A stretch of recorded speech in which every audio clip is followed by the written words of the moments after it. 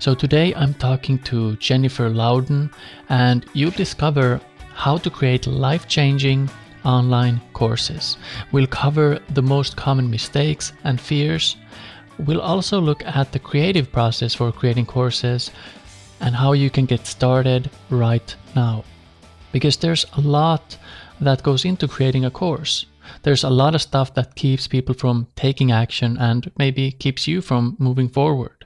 So when you're done listening, you'll feel inspired, motivated, and ready to take action, because you'll realize that taking action is really the only way forward. You'll become aware of the fact that you can do this. You can follow your heart and you can build a business around what you love. So with that said, let's dive right into the interview, and I hope you enjoy the goodness that's about to follow. So today I'm here with Jennifer Louden, who's a writer, coach, best-selling author, teacher, and just plain awesome. And we'll be talking about how to create life-changing online courses that people will love. So how are you doing, Jennifer? Oh, you know what? I'm feeling really good today. It's an intense time in my life. My mom has Alzheimer's, and just a lot of changes happening. But so some days I'm not so good, but today I am. So Awesome. Glad to hear that. yeah. So could you tell us a little bit about your background and where you come from? Because I'm sure my short Scandinavian-like introduction left more to be desired. Oh, I love your short introduction. I love it. Well, I'm somebody who I think of myself as, like the curious outsider, the gypsy learner, the person who never did anything the traditional way. And I used to feel a lot of shame about that, Henri. And I think that one of the core ideas that I write about and that I teach is that's okay. The way we do it is okay, but that's become so much more acceptable than it was when I started out 21 years ago. And I started off as a screenwriter and went through just a real dark night of the soul. I guess we know now that we can have midlife crises in our 20s. And that's what I did. And out of that came my first book, The Woman's Comfort Book. And it was just a real pioneering book and became a word of mouth bestseller because no one was talking about self-care and self-nurturing for women then. It was just a very not a well-discussed idea, which is kind of hysterical because 21 years later, everybody talks about it. It's a huge part of Oprah's work, and there's an entire shelf of books about self-care in the bookstore now. But it launched me into my career because people wanted more of that. So they called and asked me to speak and to teach, and I started writing more books and just following what I was curious about and wanted to know more about, and looking at my own life and then doing a lot of research. And that's what led me to write 5 more books and to create online courses and do all kinds of other ventures. Is just the curiosity about really how do we show up for this life? How do we grab hold of and be here for this that's happening right now? Yeah, I find the curiosity and excitement is really the key to living a fulfilling life and doing something you enjoy doing. It is, and it's hard to nurture that because our brains aren't built for it. I spoke at our little local yoga center this past weekend, more like a facilitated discussion because we want to get more community going. And so it was just 12 of us, women only, and we talked about exactly that. We talked about how the brain is wired to live in the future or the past, literally wired to be rehearsing either what we're afraid is going to happen or what we want to be ready for, I should say, or what's already happened in the past. And knowing that really helps me forgive myself when I lose my curiosity and excitement because I'm rehearsing the past, I'm rehearsing the future or reliving the past.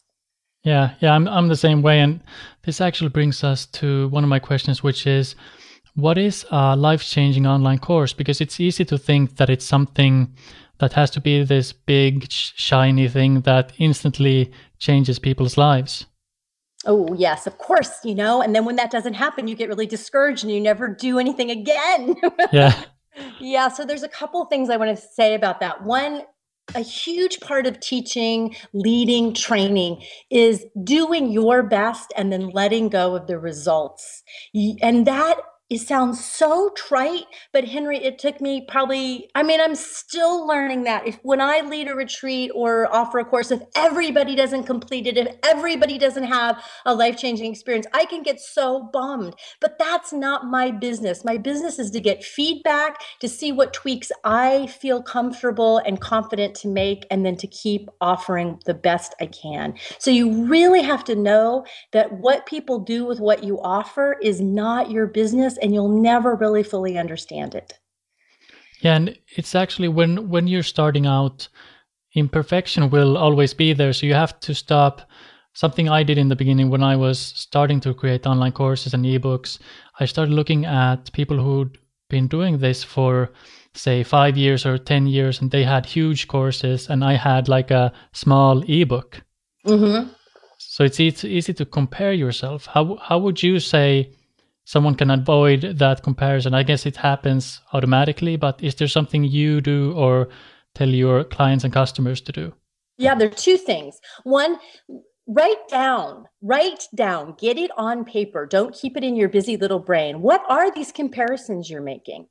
And then walk away from them and then sit down with them again. And if you're really immersed in them, you're going to have, or really hooked by them, you're going to have someone else help you, a friend or a partner or even a coach, and ask yourself, what out of these comparisons is actually possible for me to deliver now where I am. Ground yourself in the facts of who you are right now. One of the hugest shadows of the online world that hurts people, damages them, drains them every day is thinking you need to be where somebody else is, which takes you out of what your gifts are and where you are. It's inflation, it's insanity, and it then will make you create a course, if you actually do have the energy left to create a course that sounds like the other people you're comparing yourself to. That's not what your people want, and that's not how your business is going to thrive. Your business is going to thrive because you're embracing your life experiences, your knowledge, your voice. But the comparisons are going to be there. So get them on paper and look, like, is there anything here that I could actually deliver or embrace or learn from right now? And there may be a few things like, oh, I really like good design. Oh, but I can't afford an expensive designer like so-and-so. But what could I do design-wise right now with this ebook? So try to let go of the stuff that's not your business. Try to let go of the stuff that's inflation and really impossible for you right now, and try to see what you could embrace and use right now. Yeah, I always talk about do what you can do right now, because you can't really do anything that I'm getting tongue twister here, but yeah. Do what you can do now, because you can't do what you can't do, basically.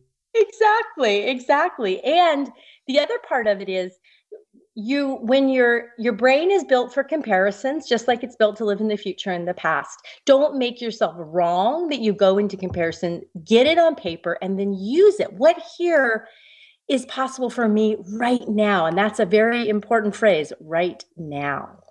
Yeah, and something else that popped up was when you mentioned getting feedback and applying feedback. Mm-hmm.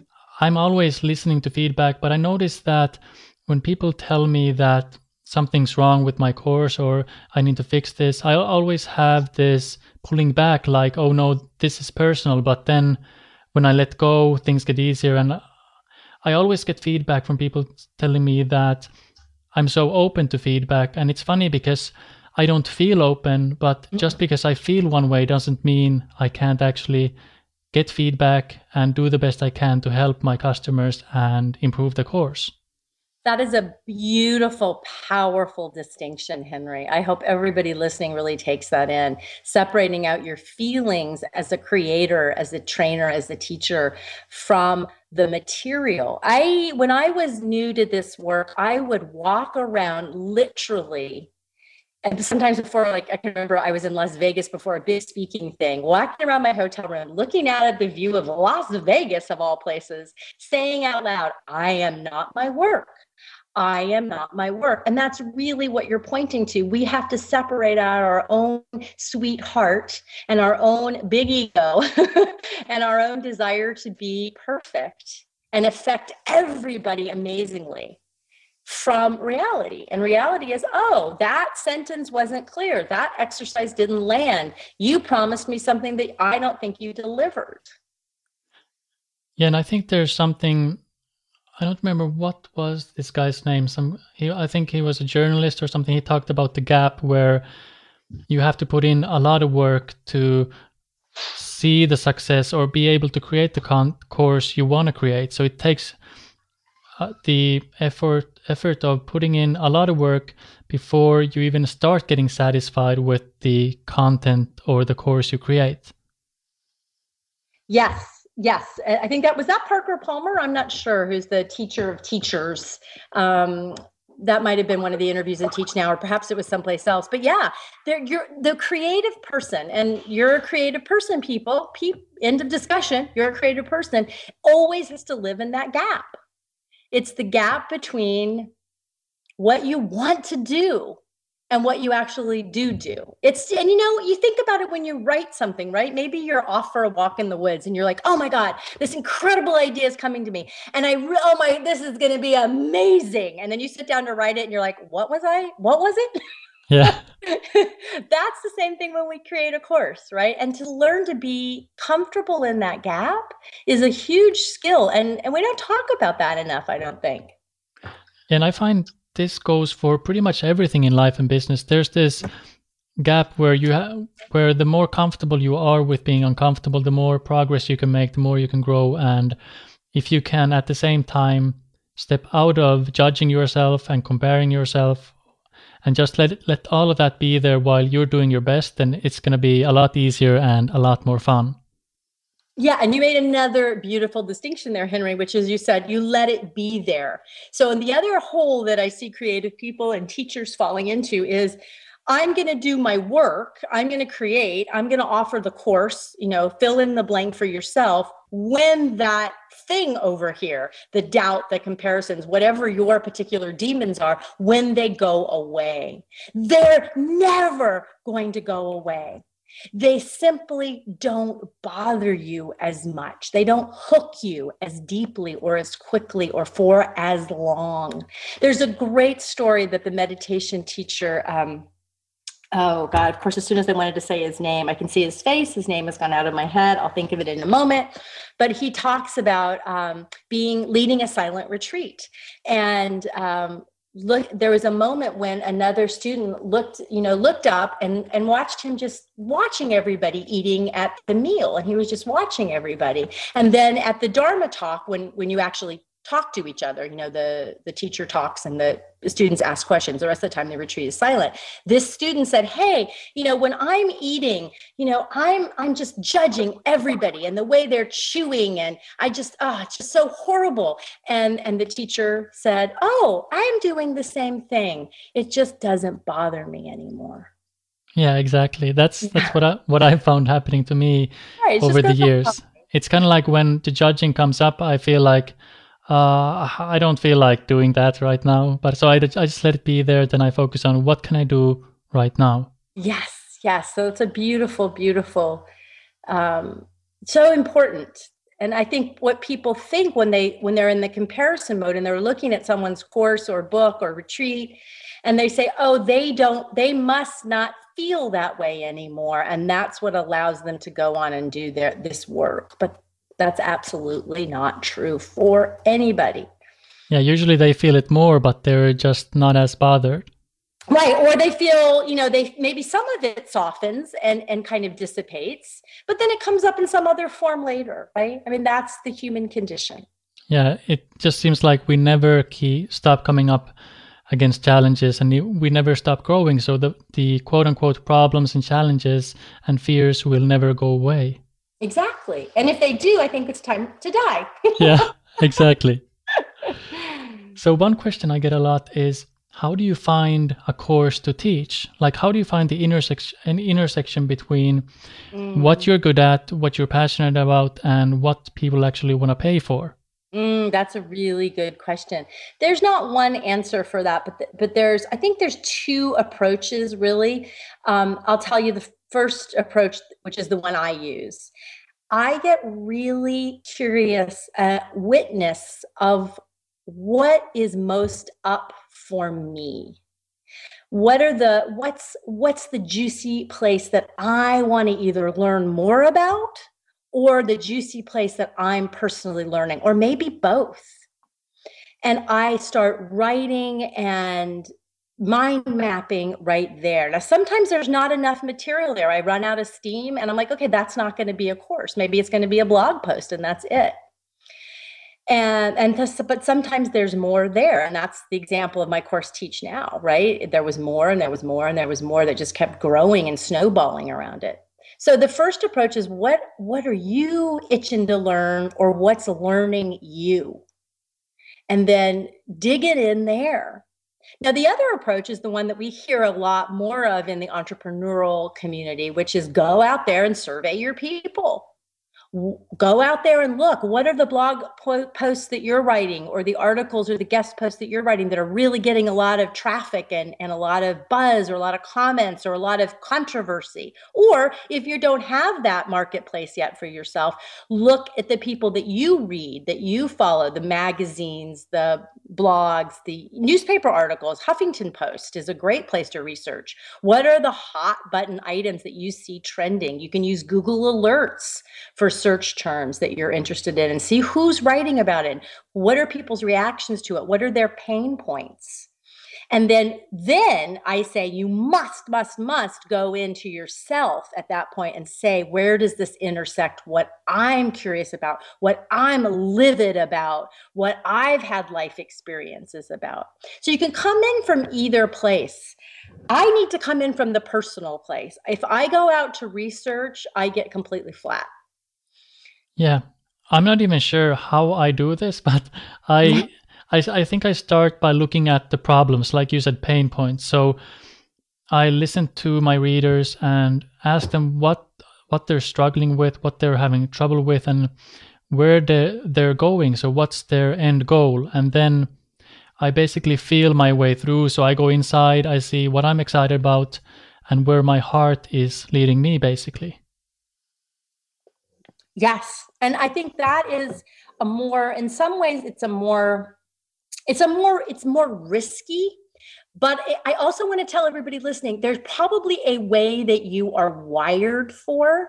It doesn't mean that you can't bring in some more of the other approach. And if you could see me now, everybody, I'm holding both of my hands out, my right and my left hands, with my palms open. And I'm kind of, it's as if I'm balancing two approaches. And I think each of us needs to find the balance between the two. And you're probably going to lean more in one direction than the other, which is fine. Don't fight it, but get curious about your blind spots about your direction. So my blind spots are, if I'm fascinated about it, damn it, everybody else should be fascinated about it. So I've had to learn that sometimes what I care about, and I've written a blog post about, and I think, oh my God, this is going to be a book, right? This is it. This is my next book. And nobody really pays attention. And I have to listen to that, right? I may be ahead of the pack. I may be too much in my own stuff, right? But I have to listen to that because I'm in business and I need to make money, right? So I need to balance my own passions with how much energy and time I have to bring in the income that I want and need. Yeah, and that brought up something for me, which is I like to remind people that there are no rules. So even though I'm talking and you're talking, we're giving tips on what works for us, that doesn't mean that someone listening has to do things our way. So there are no rules, and it takes time to find your thing, because I've been doing this since 2006, late 2006, and figuring things out, smashing my head against the wall and being frustrated and learning along the way. So it takes time.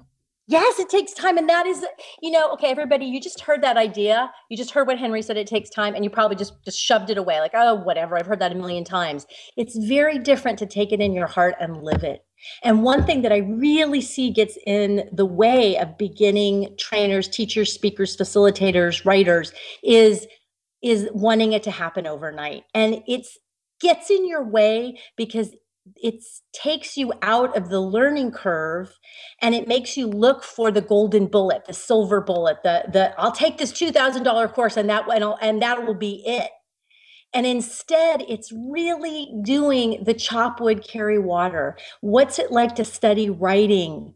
What's it like to study teaching for the next year? What's it like to really chunk this down and be patient and be humble? And I speak from personal experience. I have wasted years looking for the gold and silver bullet and trying to rush ahead. And only now, and truly, after turning 50, for God's sakes, am I like, okay, what do I really want to embrace and slow down and get really intimate with and masterful at, and really making a choice. And that's scary, right? Because you may not be good at it. It may not make you money. You may fall on your face. Yeah, and it's kind of like the shortcut to success is no shortcut at all, because when you're not hurrying, when you're not rushing, you can actually enjoy what's here in this very moment, which is what everyone wants. If they want to build a business around their passion or do something they love, the end goal is to do something you enjoy doing. So why not find that enjoyment right now and then let the rest of the pieces fall into place? Yeah, why not? Because our egos want to be big dogs. I mean, the question I'm living with this year, and maybe for the rest of my life, is what am I drawn to if I don't have to be somebody? That's a hard one for a lot of us. We want to be somebody. And then there's the real, like, I need to make money, right? For some people, it's like, oh my God, if I don't bring in some money this month, for those of us who have taken the plunge, those of you who have taken the plunge, maybe you don't have a straight job, or maybe you're trying to do this on the side while you're raising kids. You're like, I got to bring in some money. So that fear can drive us to look for the quick way, the fast way. And I'm just naming these because I don't want people to feel alone or bad or ashamed if you fall into these traps. Yeah, and sometimes actually falling into these traps is what will help you succeed down the road. So it doesn't have to be a bad thing. Right. You see what's going on and you go, oh, I mean, this is again, being human, right? It's not about not falling into the trap. It's about seeing it with so much kindness and so much love and saying, oh, wow. I mean, I coached a client on this yesterday. She needs to do some real chop wood, carry water stuff in her business. And it's where she goes to sleep, if you will. It's where she gets all balled up. And I'm like, your job is to do this work. And the first step was to hire somebody to do something for her. And it's to know that when you get sleepy and you get anxious and you want to go do something else instead, your only job is to stay awake and keep coming back to these simple tasks. In this case, it was hiring a bookkeeper. Hiring a bookkeeper doesn't sound sexy. Launching a big new show, a big new product, that's sexy. But hiring a bookkeeper is often, especially when you get a little farther along in your business, hiring people or getting certain kinds of support is often where we most get stuck, and we need to really pay attention, right? Yeah. And I want to go back to something you mentioned, which was teaching as you're learning, because one big problem I see is that people believe they have to be experts before they can teach a course or charge for anything. Yeah. That's a huge, I mean, I think if there's one idea out of the Teach Now course that blows people away is that we really get people to embrace the idea that being an expert is rarely what you need to be. If you're teaching brain surgery, I want you to be an expert. If you're teaching, how to split an atom, I want you to really know what you're doing. But for those of us who are in the creative arts, the soft arts, the teaching from our life experience, we don't want to be experts because it actually makes us a bore. It makes us teach at a level that people aren't going to be able to get. Beginners aren't going to be able to get what we know because we're going to be teaching from the expert place. And if you just let me get woo-woo for a moment, the expert guru model is on its way out, and the leader as part of the circle, the leader as equal is on its way in, and you're going to see more and more of that. Second of all, the expert model, I know this because when I wrote my first book, I was 26. And I thought, nobody's going to listen to me. So I pretended, not pretended literally, I didn't lie, but in my writing voice, to be the therapist PhD voice, right? Nobody wanted to buy that book proposal. I went back and wrote it from my quirky, not a good writer at that point at all, 26-year-old self. And two major publishers wanted to buy it and went on to sell hundreds of thousands of copies, right? So when we're an expert, we're going to lose our unique perspective, our stories, our experiences, our quirky exercises that bring the material to life. So we Yeah, really want to be in beginner's mind. yeah, it again comes back to trying to be someone you're not, and that disconnects you from your true self, if you wanna, or in search for a better word. Yes, no, I think, and then the piece that may come up for people who are listening is like, but what I have experienced isn't unique enough. You know what? That unique thing is bull hockey, blah, blah. Forget unique. You are unique because you are you. And if you look at some people who are very successful in the world, in whatever field you want to look at, please look beyond the online world. Yeah, I mean, something that happened to me was when I started what I wanted to do, I started in a very vague market. So I started a blog on personal development, and I didn't really believe I had anything to share, but I wanted to do something anyway because I was sick of listening to my own excuses and fears. And then I discovered that people actually wanted to hear my perspective. So just by me sharing what I knew in the way I could do was unique enough for people. So you just have to start, and then you will eventually bump into something that resonates with you and others. Yes. And the only way you do it is by doing it, right? Yeah. You know, and nobody wants to do it before they get it right, because then it won't, you know, they won't be safe. So it's the same thing we were talking about before with the self-doubt or the comparisons or whatever other demons are in your room with you right now as you're listening to this podcast. You just, another one of those is, I want to get it right. I want it to be the perfect thing. I want to know. You can't know. It's like throwing spaghetti at the wall to see if it's done. And that brings me to one question, which is, how do you start creating an online course? We talked about this with the, like, how you create some of your stuff. And I found that my early stages of creating a course is just creative chaos. I have mind maps, I have pieces of paper, I have documents on my computer. Mm-hmm. And then as I let my mind chew on things, I start becoming clear, and it almost happens by itself. Mm-hmm. Yeah. I think one of the things that I teach when I teach writing every year in Taos, New Mexico, is I preach for the whole week ways and call out for the women ways to become aware of their own creative process. And that's what you have a lot of awareness through your spiritual and meditation and yoga practice. And so we all need that awareness. But if you don't have it yet, those of you who are listening, you're like, I have no idea how I create. I have no idea how to even get started. I've never done this before. Start with what I call dump your brain, right? Ask yourself the question, what do I most want to teach? And if the word teach freaks you out, what do I most want to create? Or what do I most want to offer? And then do nonstop, automatic, whatever you want to call it, stream of consciousness writing. But do it for 10 or 15 minutes without stopping. Put on a piece of music, put on a timer, whatever. Create a container for yourself. This is going to get you to the place that Henri's talking about. Like, he just starts mind mapping or dumping, because you got to get past the busy mind. You got to get past the demons at the gate who say you don't have anything to offer. This is stupid. And the way to do it is just keep your hand moving. You don't have to hurry, but don't edit or cross anything out.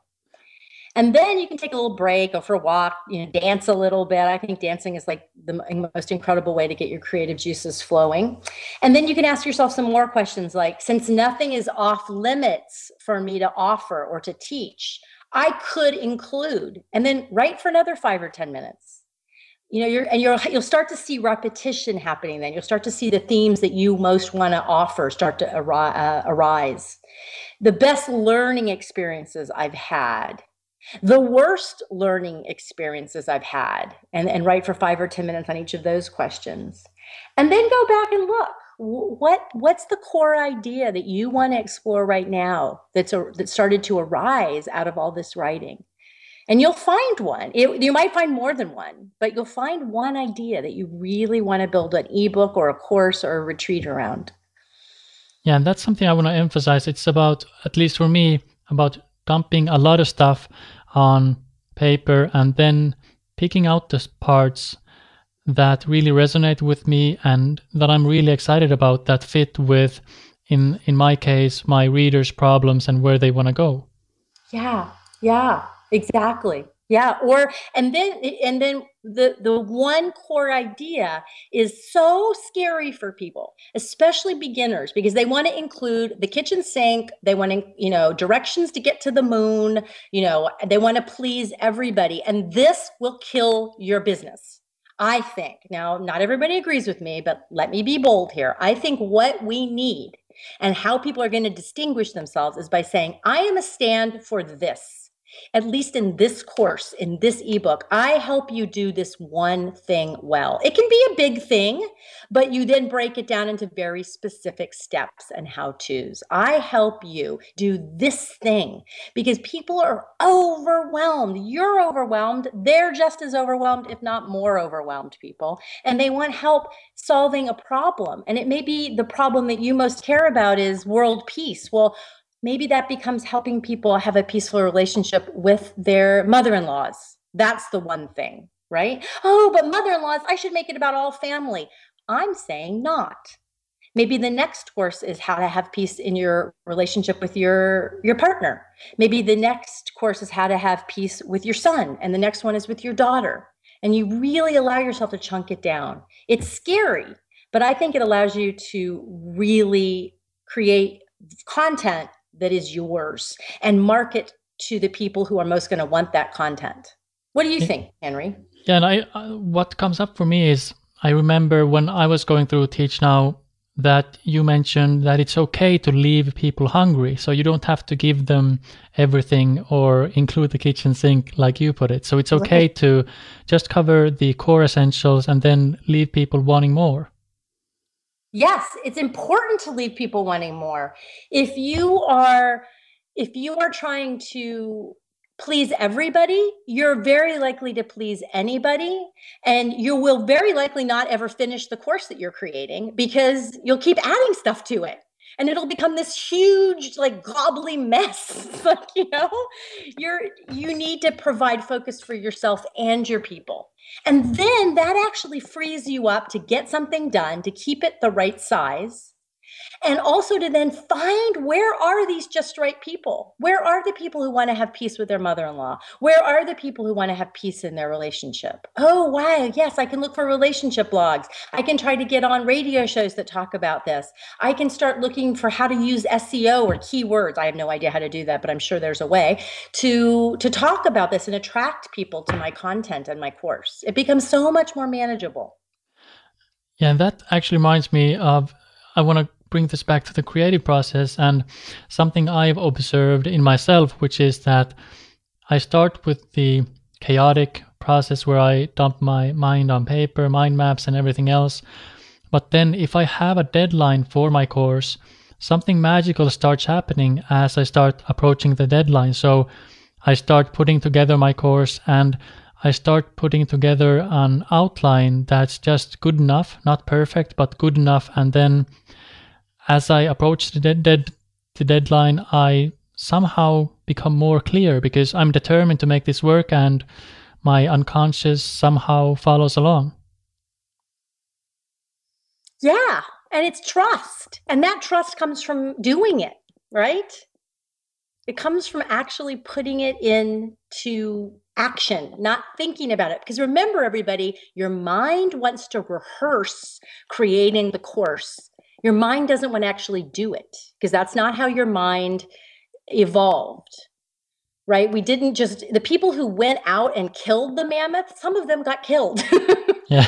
People who rehearsed killing the mammoth, they had more success. It's not that the rehearsing is bad, but that your mind likes to get stuck there. So you have to go, okay, rehearsing, that's what my mind does. It's always going to do it. And I am going to be here in this moment, making a mind map, doing a brain dump.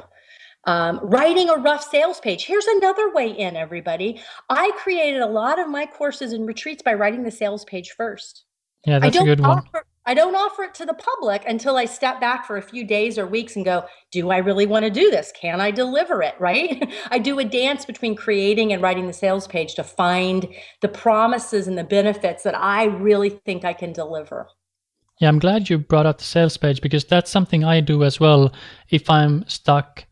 Or if I'm stuck, so I'll try to write the sales page. I'll see what kind of benefits, what kind of outcomes I can offer. So basically what I do is, if I'm stuck, I step away, I take a break if I need to, but I always keep looking at the course and what I want to do from different angles. So I guess my next question to you would be, how do you go from the chaotic part, which is dumping your mind on paper, to actually creating the course and starting it? Well, I think there's a number of ways. So I just want to remind everybody there's no right way, but I think the one way that I really like to do, and I totally resist doing, I just want to bust myself, is sticking to that one core idea.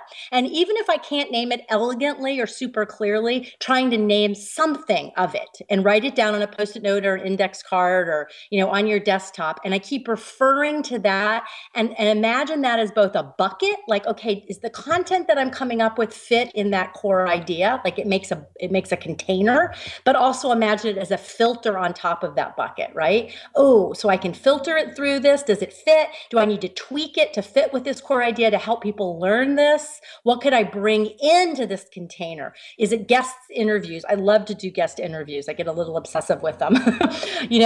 Is there exercises, is there stories, are there book titles, are there resources that would help fill up this container to help people learn, explore, live this one core idea? So that to me is one way to get going. Another way that really lights people up is to steal like a teacher. And I learned this as a writer from a wonderful writing teacher here in Seattle. I live outside of Seattle, Washington in the US. And this woman's name is Priscilla Long. And she wrote a wonderful writing book called The Writer's Portable Mentor. You can get it on Amazon. And I took some classes from her, and she had the idea of stealing structure as a writer. And literally, she had us go in and take a piece of writing and copy it structurally, not content at all, completely different content, but copy it sentence by sentence. I copied a piece about hummingbirds and wrote about my dad's diagnosis with pancreatic cancer.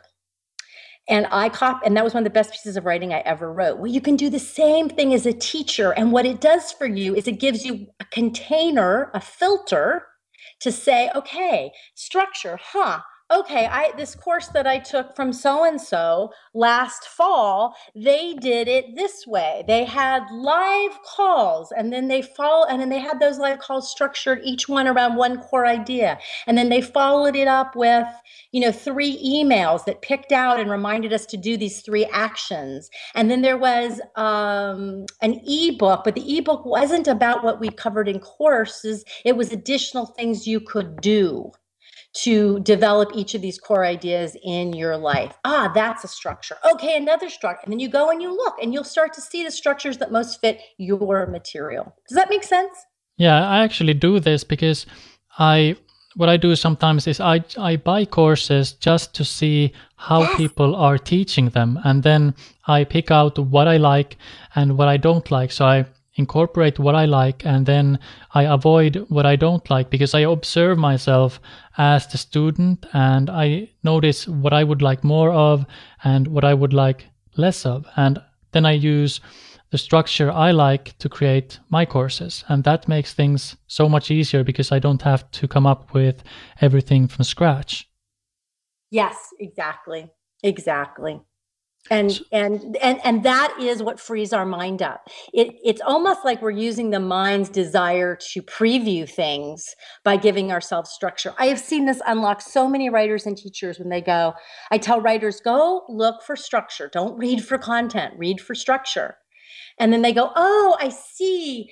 I'll give you a kind of a simple example, but a popular form that doesn't sell well for books is a collection of interviews. And so I say to people, if you want to interview people, great, but go and look at a book like, I can't think of the title, I'll think of it in a minute, that takes these interviews that the two writers did, but then weaves them together in each chapter, takes out pieces of them and weaves them together to make each chapter's point. It's a very different way to approach using interview material and much richer. Yeah, and it's kind of like what I talk about a lot, which is looking at what's already working. Like, look at courses that are selling, that people enjoy, look at what people are saying about them, what do they like and not like, and then look at what you can, like structure-wise, you can borrow from that and put into your own course. Exactly. But just remember, you're not borrowing content, and Yeah. you shouldn't even borrow, and you should not borrow design. I was just talking to my designer before this for our sales page for the next round of Teach Now. And we were looking at a couple other sales pages, and I didn't need a reminder of this, but I did. I don't want to do anything that looks the same. Because it makes people feel like they've been stolen from. And so it's really important not to steal design or content. Structure is very different. Structure is much more universal. And then it's also very important, if you do quote people or if you do borrow, if you are influenced by people, really keep good notes so you can go back and do attribution. A huge, huge thing that I see happening on the internet, sometimes to the point where it makes me want to be the police of the internet, is people stealing other people's content and being really deeply influenced by people, but not calling that out and not claiming it as their own experience. And I know some examples from behind the scenes that really horrify me. So don't do that. Yeah. So once you've gotten through this creative process, how do you actually get people on a course if you're starting out? How do you get people to the course? Yeah, how do you get people like to join the course and buy the course? Right. Well, I think a really key distinction is that developing your content and your voice and your material is one side of your work, and the other side of your work is to develop a tribe. And sometimes they intersect in really wonderful ways because your tribe gives you great inspiration for part or all of a offer, but sometimes they're separate. Right. And those of us who are creative types love to go create content. Right. I'm always having to bust some of my friends that I support to stop, no more content, no more developing courses. Now you need to put that same creativity into building your tribe. So knowing that you may have resistance to one or the other, being aware of it and developing an equal amount of time to both in the beginning, and then eventually you have your course or courses, your ebooks, whatever, and you're spending most of your time developing your reach, marketing, right, in all its different forms. So just being aware that you need to build that part of your business as equally in the beginning or more, and definitely more as time goes on once you have some things to offer. And you cannot go away and develop the content and then come out and expect to just tell the world to buy it. You have to have been developing your tribe all along. Yeah, and I see some people get stuck in the trap where they feel like marketing is sleazy, but to me, marketing is just an extension of what you do, and it's an opportunity for you to get the word out. So a lot of people have apprehensions about marketing, but it's also about noticing that it's not marketing people are not liking in this case, it's how they relate to it and what they've learned marketing to be, because it can be used both for good and bad. Oh my gosh, yes. I mean, one of the ideas that I love is that marketing is teaching. So you are offering little tidbits of goodness that people can use, and you offer it so freely and so lovingly. Notice the word tidbit. You don't give away the store. You don't overwhelm people, but you give them a little something that they can use. You do this in your blog posts. You do this in interviews like right now, right? I'm giving you guys a ton of good content.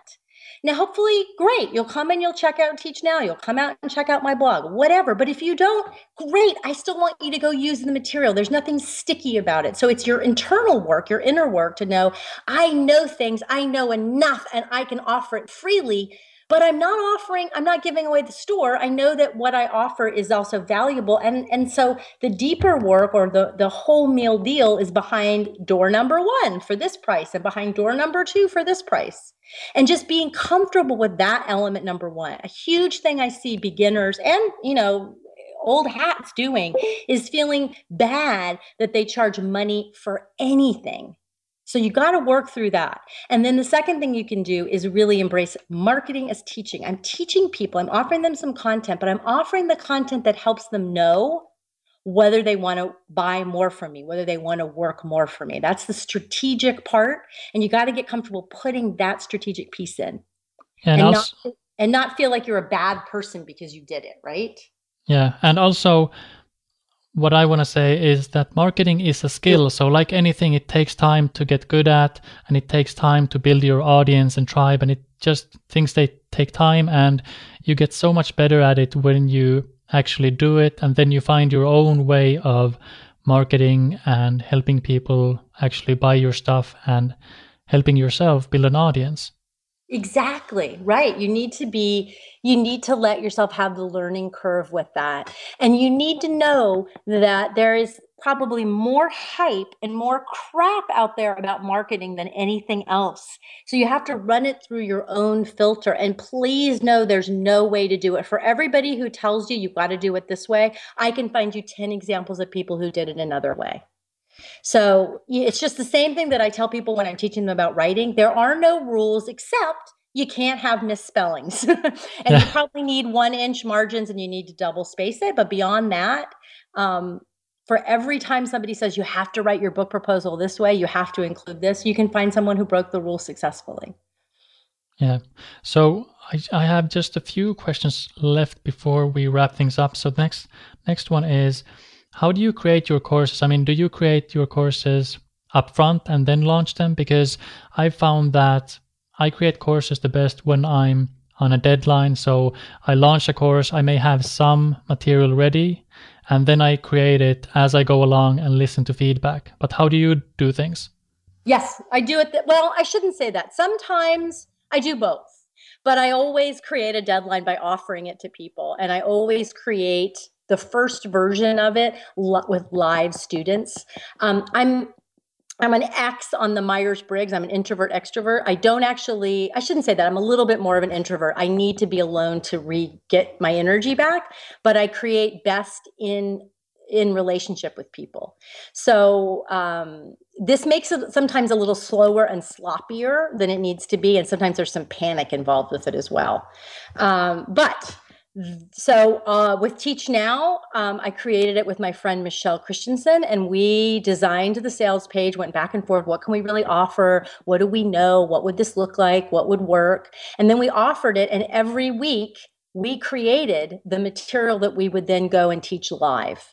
We did that twice, and the second version I edited and made into the product. Right. And then I offer live calls with that so that I'm still in contact with people. Some people like to create an e-course or a training or an ebook and never talk to anybody about it, never have contact with students at all. That makes me crazy. Right. So I need both the deadline and the ongoing bodies, talking to each other, learning to stay in integrity and engaged. With the How to Create Your Own Mastermind course that I created last year, that I did some material ahead of time. Like I designed I offered it. And then before we started the live portion of the calls or the course, I created some short audios, and I created some handouts. And actually I did that before I offered the course before the doors opened, so to speak. So there was some material that was already created to get people started. And then they came to the live calls where I did more teaching and coaching to get them on board to actually get the groups going. So I did a kind of combo there, if that makes sense. Yeah. And again, I want to emphasize the thing that I'll probably change my process in the future, because I'm just constantly listening to what I resonate with, so I'm trying new things. So it again comes back to just doing what you can do. So if you can't create a course on the fly and do all these things, then just do what you can do and get a course out there. And also something you mentioned was version 1. So the first version doesn't have to be the best in the no. world. Oh, no. Iterate, baby. I love to iterate. But then you have to know when to stop. Yeah, You have that's to a know tough one. okay, that's good enough, right? I have a friend she's just so prolific. She's in the scrapbooking world. And and she's 3 kids, right? I have one kid who's at college and a stepson at home, right? I am not in the early active parenting days at all anymore. And she just gets so much done with her business and these kids. And her thing is, I do 80%. I get it to 80%, and that's good enough. So learn if you are a perfectionist or you are getting held up at places, get some feedback.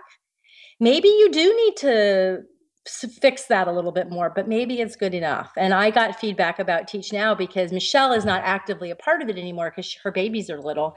And so I thought about like scrapping the whole thing and redoing it from scratch. And some of my early students from the first round were like, no, it's great the way it is. You can go forward with it with Michelle's wisdom in it, but you're holding the container and doing the live portion now. But I had to have that mirrored back to me. Even though we had 650 students go through the course, I'm like, I have to change it. No, I don't. Yeah, so the next question I have is because a lot of people have this fear of, what if I fail? I mean, what if I create a course and there are no students, or one person joins and they refund, or something horrible happens? Oh, well, welcome to the world. Yeah. Welcome to being human. That's like the first time your sweetie ever broke up with you, and, high school or college, or this is what it's like. Don't take it personally. If you have to take it personally, then go do something, to take care of yourself. Go watch some, of your favorite reruns on television, or go for a run, or, get print out the feedback and take it to a friend and sit down and process it together. That's something that I know what Michelle used to do. She did a lot of work for Microsoft, and you talk about some brutal feedback, right? And she was talking about power and women and stuff that people did not want to talk about. And it's a very competitive culture in that corporation. And so before she would even open the feedback from the trainings, she would get someone to be there with her. And then that person could coach her to what could she really use?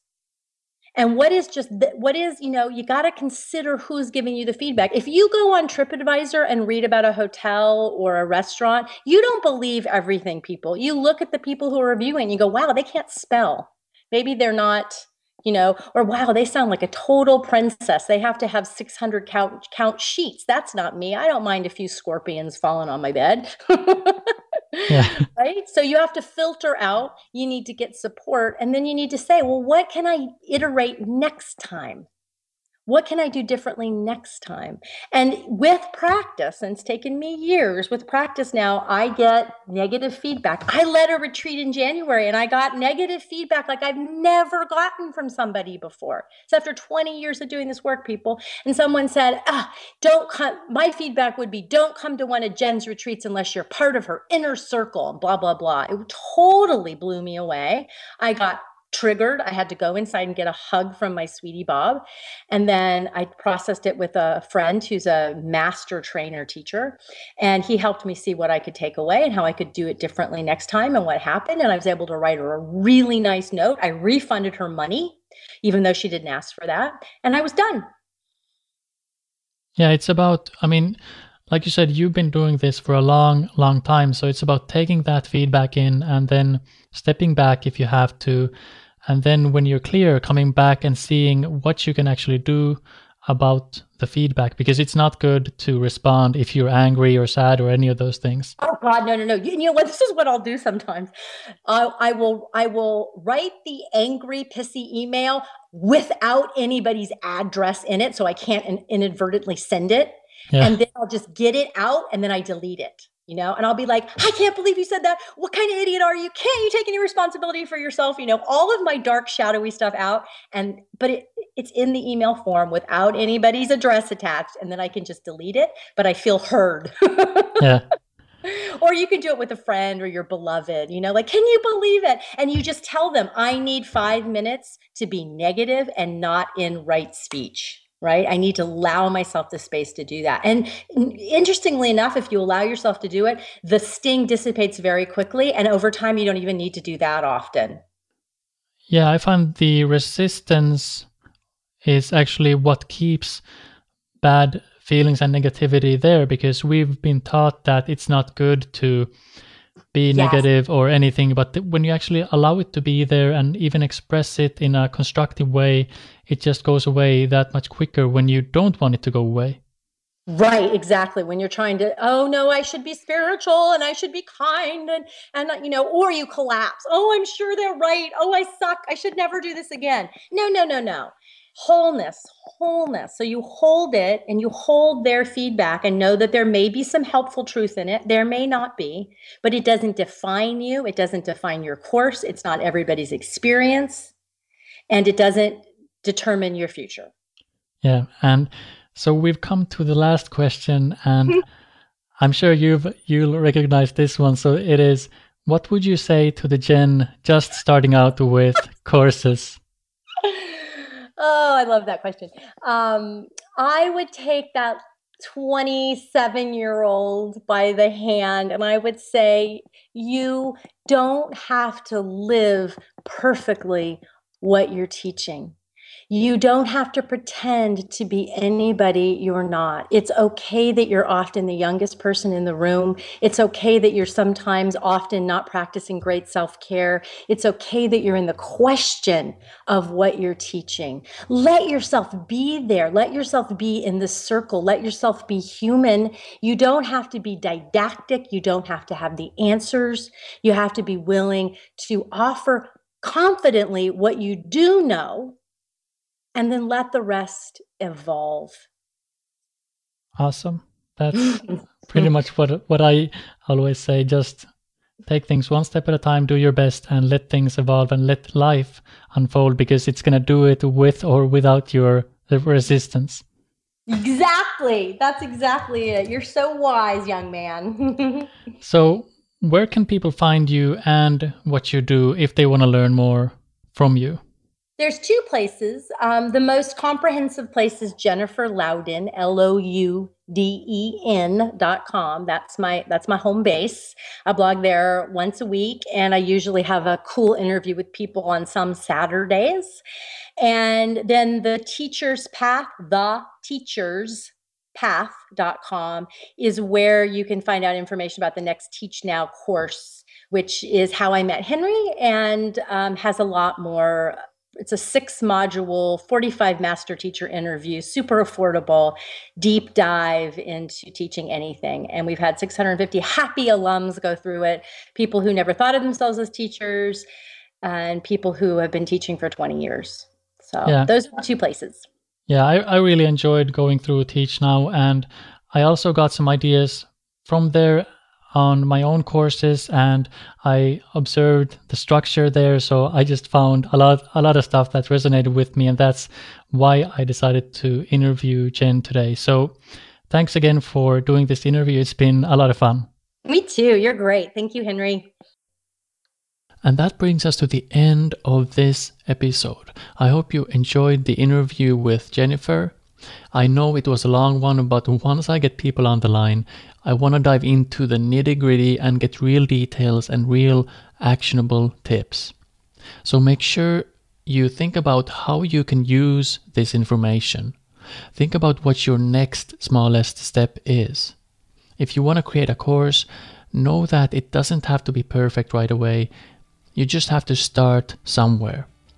And you will make plenty of mistakes. You will have to face your fears and all that good stuff. It's all a part of building your business and following your passion. So if you want more goodies on how to build your lifestyle business, come on over to wakeupcloud.com and check out the free stuff. And I'll see you in the next episode. So this is Henri signing out. Bye for now.